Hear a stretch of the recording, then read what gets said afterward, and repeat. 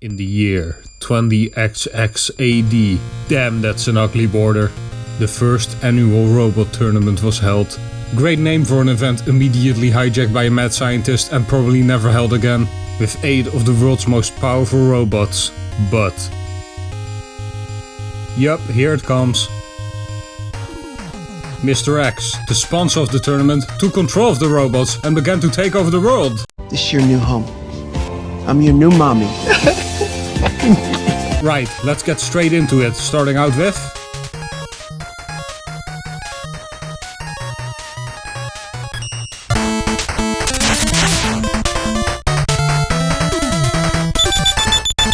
Blizzard Man.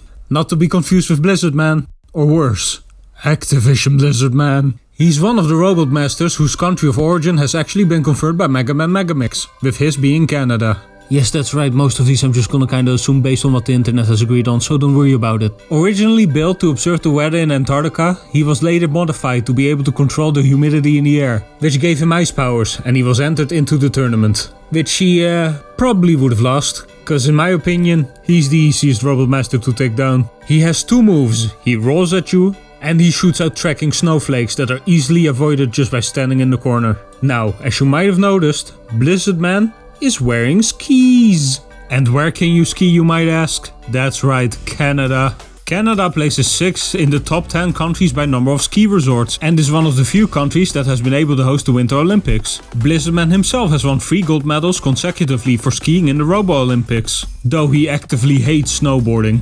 But there's another practitioner of an Olympic winter sport in his stage. This huge guy who's carrying the real contestant, Curlinger, who, as his name implies, is a curling stone. You know, the funny sport where 2 janitors sweep the ice to get the stone to the center of the target. Canada actually has the most Olympic medals for curling, in both the men's and the mixed doubles category. Also in his stage are these robot seals called ow-ows. Pretty self-explanatory, Canada has seals and its name is the sound that seals make. Look, he's balancing the ball on his nose. Let's move on before I mention seal hunting and we all get sad. Lastly, though his opening stats don't matter, I want to draw your attention to the fact that his attack is listed as 88. And he looks like a snowman. 88 means snowman. I am not crazy! Anyway, upon defeat you get Blizzard attack, which is good, cause I need that to beat.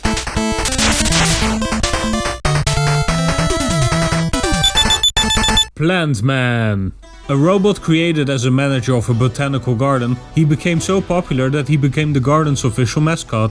Though some speculate that he's from somewhere in Southeast Asia due to his resemblance to the Rafflesia flower, the Archie comics confirm him to be from Brazil. It's fine, mascots don't need to be factually accurate anyway. We all accept Mickey despite being a 6 feet tall mouse in a suit, it's fine. He works at a botanical garden, they probably just have a Rafflesia flower. Come on, his stage is based on the Amazon rainforest, it's the most biodiverse place on the planet. He had to be a plant, or like maybe a capybara or something, but it's fine, just let it go. Accept it, move on, it's fine.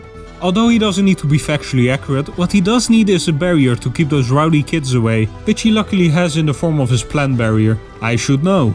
I once horribly abused Pluto at Disneyland as a kid. However, what I can let slide is that most mascots are, well, supposed to be happy and cheerful and well, Plantman is actually very depressed about the destruction of nature. Which isn't a good thing when the stage is based on the Amazon rainforest, with the constant deforestation that's going on there. And here comes Mega Man, using Blizzard attack, which works because tropical plants can't survive in the cold. He actually has a second minor weakness to Flame Blast, so it's either death by cold or death by forest fires. Plus, running around killing all its robotic wildlife like the bugs and piranhas can't make him too happy. Did we learn nothing from Fern Gully? Am I the real villain here? When did this turn into Spec Ops The Line? Well, after you put him out of his misery, you get Plant Barrier, which is good, cause I need that to beat.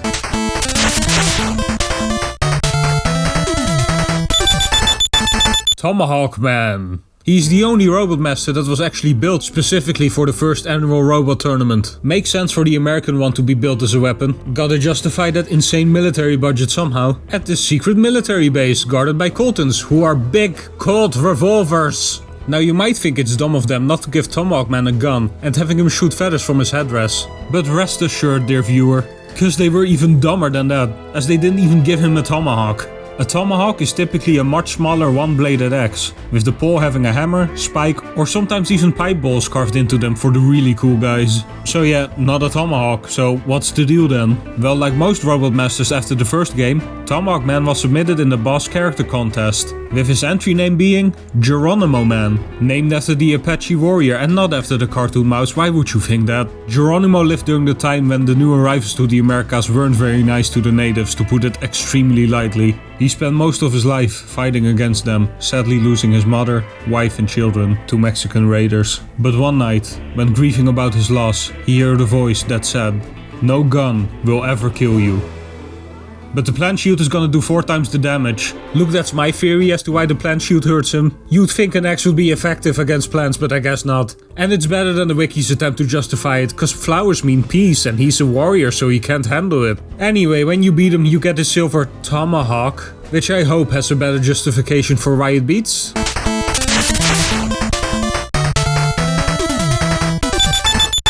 Yamato Man has a whole video dedicated to him already, made by Gaijin Guma, who also made 2 videos already on Mega Man 6's Robot Masters, which I felt I had to acknowledge somewhere in this video, but as I don't have much to add, besides maybe Tanuki Balls, so in brief, Yamato Man is a Robot Master that was built for combat. He sucks at handling money, is bros with Nightman, hates speaking English, and is very Japanese. What I do feel like I should explain is what exactly a Yamato is, so give me a moment.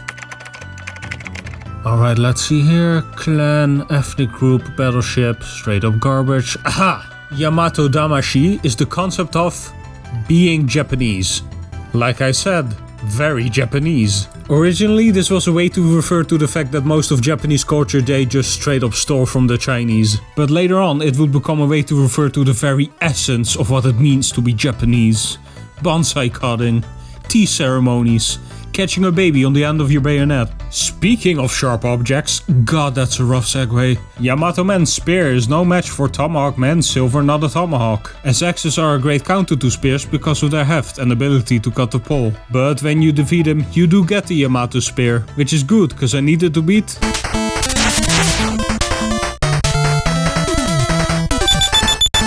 Nightman.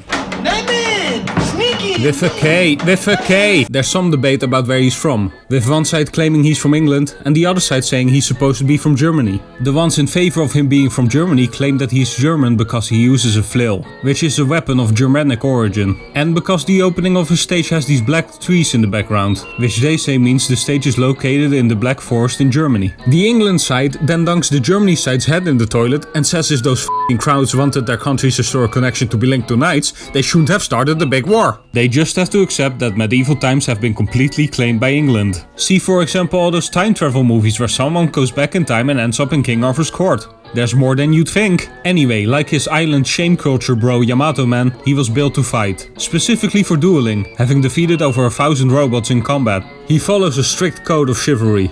And I mean a literal code, cause when Mr. X not Wily reprogrammed him, he couldn't get rid of it. Chivalry was a moral system in medieval Europe most knights lived by. Part of it being about having honor and showing respect, tipping your fedora to the princesses. But most of it was about following the church and killing da infidels.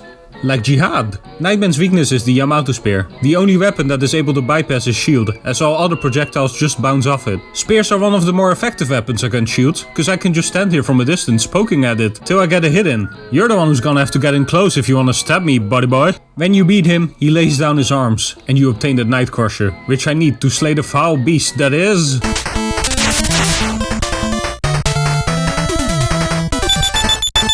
Centaur Man. Part horse, part man, all machine. With a design like that, who knows what he was built to do? Well, I do. But before I tell you, I'm gonna give you a chance to guess what Centaur Man was built to do. You got your answer? Well, it's wrong. He was built to be a tour guide at an archaeology museum in Greece. He's not even a manager like Plant Man or even the mascot. But do the guests, well, you know, do they get to ride him? Or, you know what, forget I asked.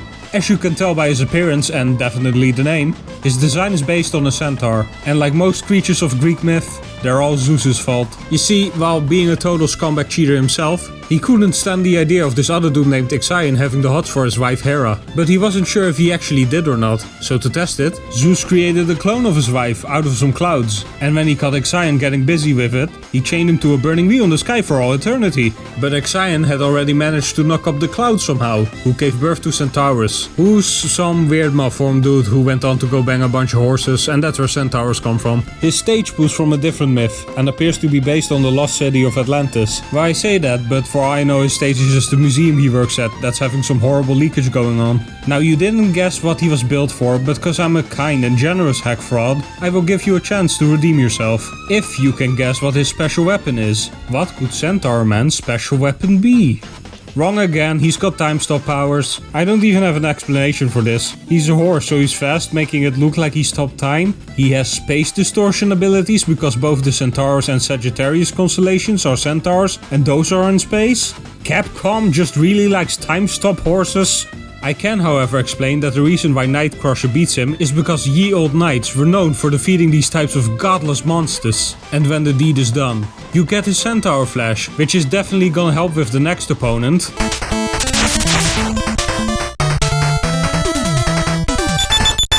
Windman.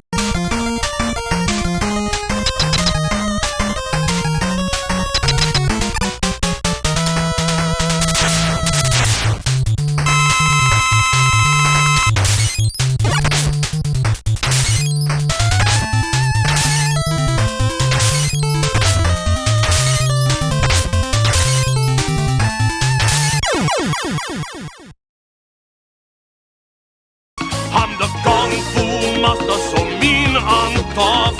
Alright, when I said that I thought Blizzard Man was the easiest, I meant that he's the easiest without a special weapon equipped. He was originally created for farm work, but he's such a big fan of old Kung Fu movies that he managed to teach himself Kung Fu in his spare time, and basically became a character from one of them. He's a country boy that knows Kung Fu, and he can use the jet engines in his feet to basically pull off the moves you see in those movies. He has a rival in the form of Airman, who he cannot defeat. Haha.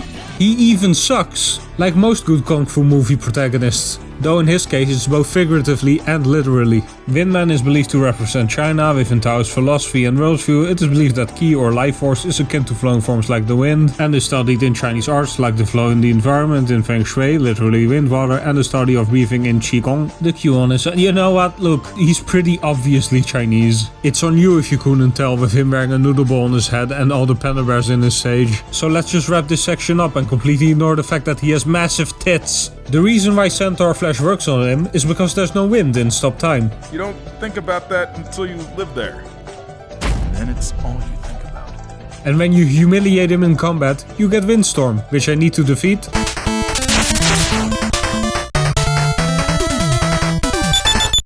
Flame Man. Created to be easily maintained by generating a large amount of internal thermal power, which he uses as an energy source, he was modified for the tournament to release his generated heat outwards, giving him the cheapest attack in the game. I'm sorry, but I just can't deal with his stupid flame pillars. I'm not even gonna hide me pressing reverse, cause I don't feel bad about it. Screw this stupid attack. Believed to be from Saudi Arabia, he has a pretty stereotypical design for a Middle Easterner. Turban, pointy shoes, mustache. Yeah, that's not part of his mask. He's got a painted on mustache he's very proud of. So if he's pretty generically Middle Eastern, then why is he speculated to be from Saudi Arabia specifically? Oil. Everywhere there's oil. His entire stage is a river of oil. He uses it too. Flame Man needs to change his oil 3 times a day. So while the maintenance on him is easy, he's probably also very expensive. Saudi Arabia's oil production accounts for nearly a third of the world's oil supply. Surprised there aren't any more Coltons in the stage to bring some democracy, if you know what I mean. His weakness is Windstorm because... yeah. And once you beat him, you get Flame Blast, which is good because I needed to beat... no one. Video's over. Flame Blast would work on Blizzard Man because fire melts ice, and now the video's really over. So like, comment, subscribe if you feel like it. I won't stop you. Maybe check out some of my other videos. And yeah, that's it. Bye bye. Brooklyn, the telephone get down and go, all over the world.